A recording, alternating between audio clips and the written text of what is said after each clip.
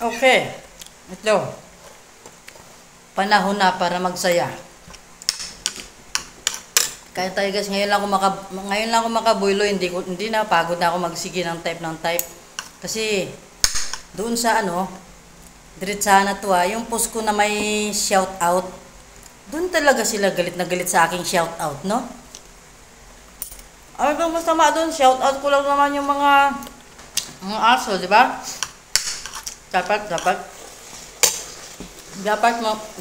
magalit kayo kung kung gumasto na kayo, tapos sinabi kong hindi kayo gumasto. Ganun yun. Dapat doon kayo nagalit. Sa akin lang, wala akong pakialam doon. Wala akong pakialam kasi hindi ko naman alam kung kanino aso yun. Hindi ko alam kung kanino aso yung nakakagat. Basta ako, nag-post lang ako ng ganun. Guys, out yun. Guys, out yun. Out kayo doon. Guys, kayo. Hindi ko sinabi na kayo yun. Kasi ang tinutukoy ko lang dati na hindi nagbabayad yung nakakagat sa dalawa kong pamangkin. Pero kayo, hindi ko kayo sinali doon. Tapos ito ngayon, lalaki-laki na yung mga mata nyo, no? Kasi sabi nyo, sikat yung post ko. Yeah. Nabuti, post lang yung sikat. Kung lalo na kung ako, ano na lang kaya ang kainggit-inggit nyo kung ako na yung sumikat, no? Hindi yung post nyo. Intindihin nyo kasi muna yung post bago kayo magbanat ng kung ano-ano.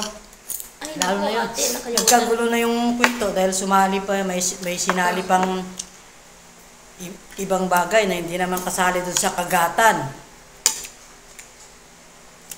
Ngayon lang talaga ako nakabuylo magsalita dito kasi wala ang sila. Intindihin nyo muna kasi. Ang post ko lang yun. Wala yun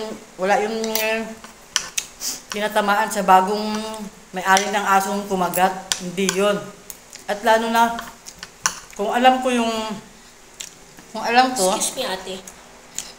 Hintayin ko pa yung malalaman kung sino. Basta gusto ko lang mag-post ng ganun. Kasi para ang mga aso,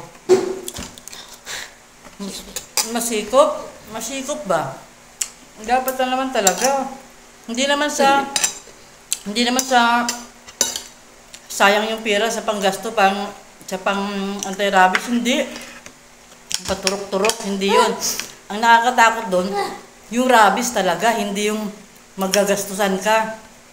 Yung rabies ng aso, yung nakakadelikado, nakakatakot doon. Ayaw mo yan, ate. No. Alagay mo lang sa gilid. Kadiri. Wala naman doon sa mga bayad-bayad, gastusin. Lalo na ako siguro, pag nakagat, takot ako sa injection. Iniiwasan ko yun. Hala, nagot ko yun. Hindi ako makagat.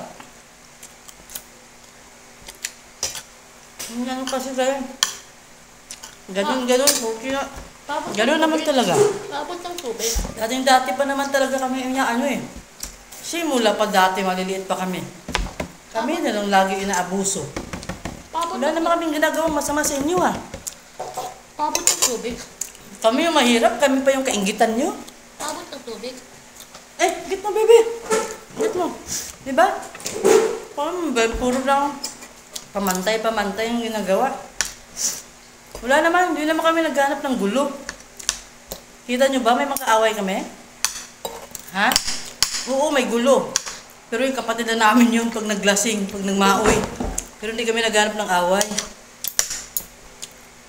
Dati pa talaga, napapansin ko lang, manahimik lang talaga ako Ngayon, hindi nga kami mahilig sa gulo. Nahayaan na lang namin. Puro na lang hayaan. Nagpost ako. Wall ko yan Pag gusto ako, ipopost ko. Nainggit kayo, mag-post kayo. Hindi ko naman pinapakailaman. Tsaka importante doon, hindi naman kayo tinatawag dyan sa post ko. Sali-sali kayo. Ha? Kahit nasabihin na may aso kayo, huwag kayong sumali kung ayaw nyo. Magalit kayo. Hindi na lang sabihin na, sige, kung ano yung problema, sabihin nyo lang. Ate Car? Ay, maayos. Ano pa yung mga sinasabi nyo? Tuloy. Si Chuchay. Pati ang baho, lumabas na. At kaya nga? Sa akin kaya, may picture kaya ako. Pero ayaw ko lang talaga na siyempre kaya mas pa. Walang utang na loob. Aha. Bahala kayo sa sasabihin nyo. Pero ako, huwag niyo akong pigilan kung mag-post ako sa wall ko. Hindi ko naman kayo pinagpakialaman. Mag-posting kayo sa wall nyo pag gusto kayo. Pakialam nyo ba kung mag-post ng post ako? Ha? Kung galit kayo. Wall nyo ba yan? Ay, ayoko yan. Pag gusto ako, ano, kayo magmamando sa akin kung kailan ako mag-post? Kung ano ipopost ko? Ano kayo, manager? Pag gusto ako, ang importante, hindi ko kayo dyan ninaturo. Tinuturo ko ba kayo kung sino kayo? Napaka-guilty nyo naman. Kakalong ka.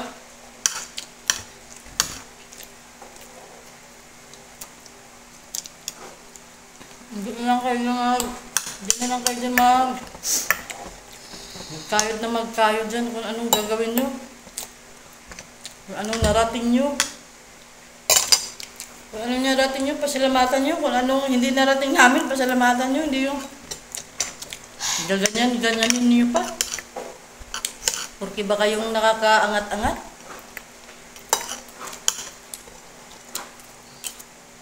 Pareho lang naman mabaho yung tae natin. Hindi nangyari ate.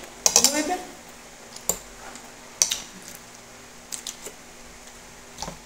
Kinayan nyo. Kung ayaw nyo sa post ko, ano nyo? I-X nyo, may X dyan sa taas o. I-X nyo lang kung ayaw nyo. Ayaw nyo ako makita. Ayaw makita ang post ko. Block nyo ako. Problema ba yun? Hindi ko naman kayo pinipilit magbasa dyan ng post ko. Hindi ko naman kayo pinipilit manood ng video ko. Hindi pa nga ako sumisikat. Sobra na kayong nainggit. Ano pa kayo pag sumikat, ano? Ayun kasi, yung mga tao kasi, mga ganyang tao, natakot malamangan. Hindi naman namin pangarap maglamang ng kapwa. Pinapasalamatan namin kung ano yung narating ng mga kapwa namin. Hindi kami nainggit. Kayo kasi takot na takot malamangan. Kaya ganyan kayo. Alam ko ba sa inyo, kahit na kayo ng mga milyonaryo, wala akong pakialam. Huwag nyo lang pakialaman yung post ko. Galit kayo sa sarili nyo, huwag sa akin. Hindi kayo pinapakialaman. Ate? Ate Car? Hindi ako nangingialam sa inyo. Ate? Ate Car? Ate? Ate? Bahala Ate kayo. Car? Kakain na ako ng maayos para busog.